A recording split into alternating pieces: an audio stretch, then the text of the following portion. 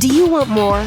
More time, more balance, more love, more sex, more money, more real, and less bullshit? This is the Women Wanting More podcast with Dr. Karen Osborne. Real life, real stories, plus real tips to get you more of what you want.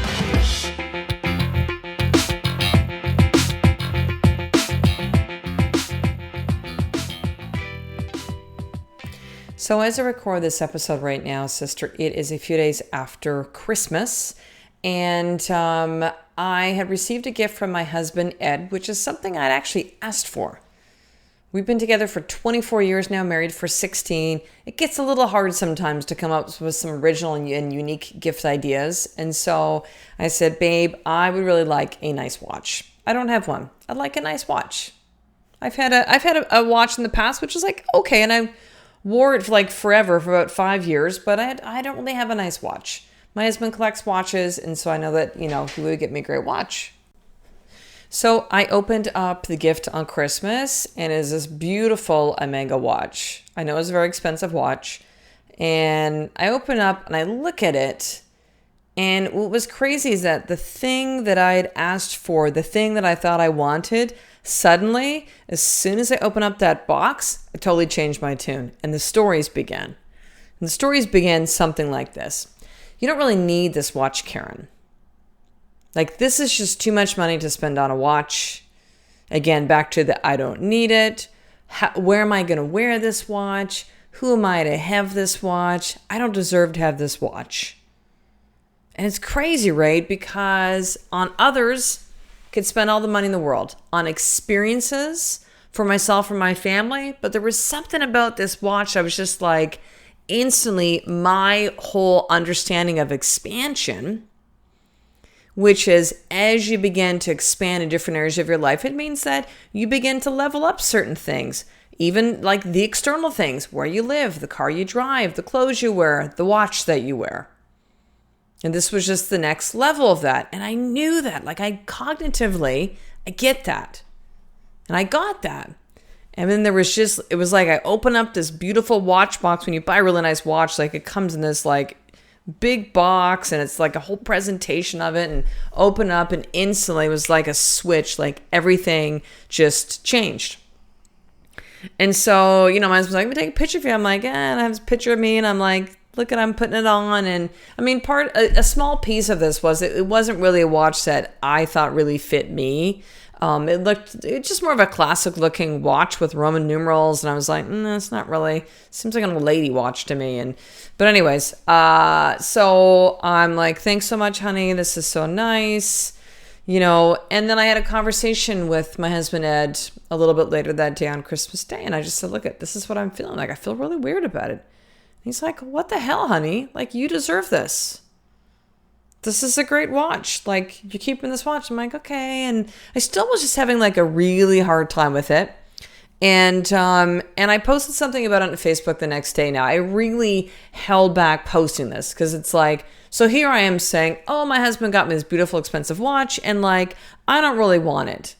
Like, what the hell? Like, somehow like that, this is like a big problem in my life, right? Clearly it is not. But the reason that I ended up posting it was that I just thought there was something important for me to share within this.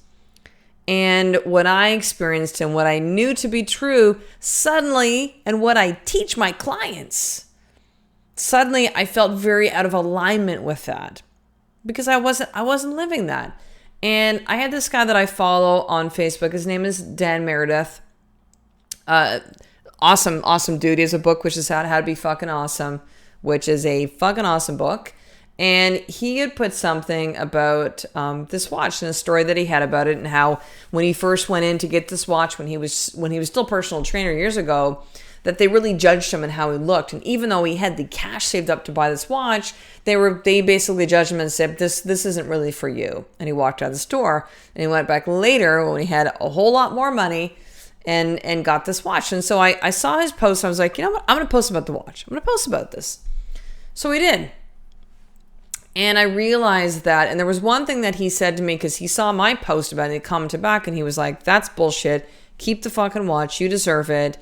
And the other piece of this, which I didn't understand, was like, my husband there was also a gift in him giving that to me, right? So we know what it's like. A lot of us love to give, right?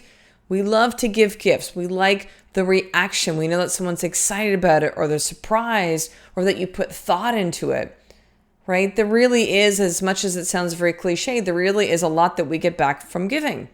And so I also came to realize with Dan's comment was like, I am taking this experience away from my husband saying like, I don't need this, bring it back. This is like too much.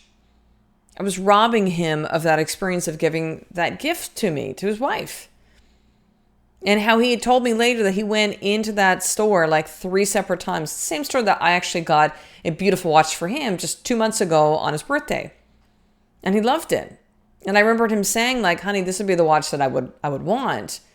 And this was, we were out kind of on a date night, and we went into the store after dinner, and I thought I remembered the watch, and I remembered it correctly. The watch that he really wanted. I went and got the watch, and he opened it up on his birthday, and he was like, no, you got this for me? Like, he was really, he loved the watch, but he was just so touched that I remembered that, right? And so both of those pieces, I was like, you know what? I'm keeping the watch. However, I'm going to go in and get a different watch that I think is more my style. And so today was that day. I was downtown for another appointment. So the watch store was downtown. I'm like, I'm going to go and bring it. So brought it in.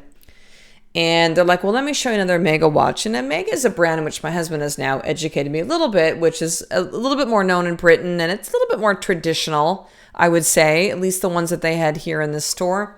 And then I looked at Tudor. And Tudor is the brand of watch that I got from my husband. Tudor is what those who will then advance later into working for Rolex, like Tudor's like their apprentice level watch, if you will, like beautiful watch. But and so I looked at this one Tudor, and has a like a burgundy face to it. It was really unique, very different. I like a really big watch, but there's almost a fine line between now the watch looks really masculine and having it be like a big, bold, chunky watch. So I see this watch, I'm like, oh man, this one's like so different, so unique. Looked at a few other watches, literally took me all of, I don't know, maybe 3 minutes. I was like, you know what, this one, I love this one. It's right around the same price range. I'm like, perfect. They just did like a straight exchange. And, they size and everything then for me. So they're like, do you want to wear it? I'm like, hell yeah, I want to wear it. Because I remember my husband saying about the first watch, though, that he got, that he's like, you know what, like, I want you to like wear it every day. He's like, I wear my watch every day and I love it. I'm like, what if it gets broken, the kids, but all that kind of stuff, right? So they're like, do you want to wear the watch out? I go, yes, I do. And so then finished it up. I watched out, had a little bit of time before my next appointment. I went into Starbucks, and I'm sitting there, and I could feel, because the watch is like, it's a good sized watch. I'll put the Facebook post that I put about this whole experience in the show notes for this episode. But it's like, I can feel the watch, right? Number one, I'm not used to wearing a watch. I haven't really worn a watch much at all, except maybe out to dinner occasionally. More is just like jewelry. Probably the battery's dead, because like most of us, I check my phone for the time, or there's clocks around my house or in my car when I'm driving. And so I can feel this watch on my wrist. And as I walked from the watch store to the Starbucks, which is maybe a block away, I walked out and I was like, I feel like a fucking badass. Like, I deserve this watch. My husband and I have worked so fucking hard over the last 4.5 years. And the last year has been, as much as there's been so much expansion and so exciting, it's also been incredibly challenging. With our move from Alberta to BC, closing 2 businesses, Ed's mom passing away, there's been a lot of shit that's gone down. And a lot of things that I've done that I didn't think was possible and I achieved. And it was like a real feeling of, the watch, as much as I think there's nothing wrong with having nice things. And what's interesting is that some of you are going to hear this episode and go like, oh, I don't need things. Things don't make me happy. But the thing is like, it's not the thing. It's not to go, look at me, I got this really cool Tudor watch. Or the one my husband got, this Mega watch. Or I drive this vehicle, look at my house. The thing is it's not about that. It's what it represents, is what it means. It helps me to see, it reminds me, It's a better way of explaining. It reminds me of expansion that is happening in our life. And it ain't going to happen with me wearing a cheap-ass Timex watch. It just doesn't. It doesn't make me a snob. It doesn't mean that I think I'm too good to wear these like cheaper things. It's just what it represents. It's what it represents. And I'm incredibly proud of the work that I've put in. And I'm incredibly proud of what my husband and I have created together. And I will continue to expand. And, for me, it was like, I don't really care about watches and stuff. After this watch, and I was like, man, this watch is so cool looking. Like, I don't wear a lot of jewelry. It's literally my wedding ring. I don't even wear like earrings anymore.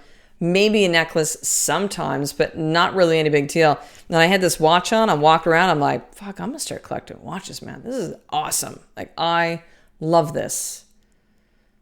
So here's your more tip for today. What is something that you feel yourself expanding into, whether it is a next level in your marriage, a next level in your business, in your health, and maybe it is external things, the clothes that you wear, the vehicle that you drive, the money in your bank account, the level where you are in your business, the jewelry, the watch that you have, that you wear, watches. Like, what is something that you're resisting right now or don't feel like you can give yourself permission to have? Where is that for you right now? And I want you to really take some time, spend about 5 or 10 minutes journaling this. Like, what is that thing that you're resisting of moving up into the next level? See, for me, the longest time, it was clothes. Like, I was like, I'll just wear my same old, like, Lululemon pants. Like, I don't really give a shit. They're still great. They're great quality, so they last kind of for a long, long time, and I'm good. And I was like, you know what? I need to not wear clothes that are 10 years old. And it's not because they look ragged, because they didn't, but it's the fact that they're 10 years fucking old. Like, I don't need to be wearing that stuff. It's not a representation. And I started to invest more in myself over this last year, getting things like, I had been getting my nails done on a regular basis and getting eyelash extensions and taking time for me and getting nicer clothes. It changed the way that I feel about myself. Now, it's got to come from inside out first, but it changed how I felt about myself. And if I still resisted that, I wouldn't be where I am right now. So where is it for you right now that you are resisting that next level of expansion? Take 5 or 10 minutes to journal and just see what insight comes up from that, sister. Because I can tell you right now, when the 6 women that came to my recent Women Wanting More live event just 2 months ago here in beautiful Victoria, BC, Canada, there was a lot of things that they were resisting as well, too, in their life with expansion. And over those 2.5 days of that live event, got really clear, like, this is what I want. This is the expansion I want in my life. Here's why it's important to me. And then left with the tools and the plan to actually put that into place. So what I want you to do then now to really understand how expansion works even more, sister, is I want you to head over to drkarenosborne.com/live event. You're going to enter your name and email, and you'll get immediate access to the Women Wanting More live event movie. You can watch this short 7-minute movie to really see what was expansion like for these women in their lives.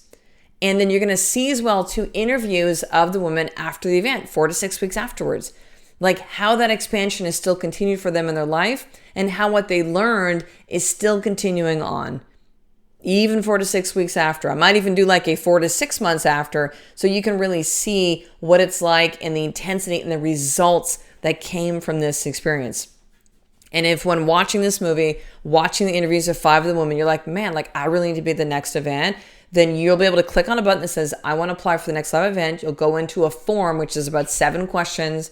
It'll take you maybe 7 to 8 minutes to fill it out.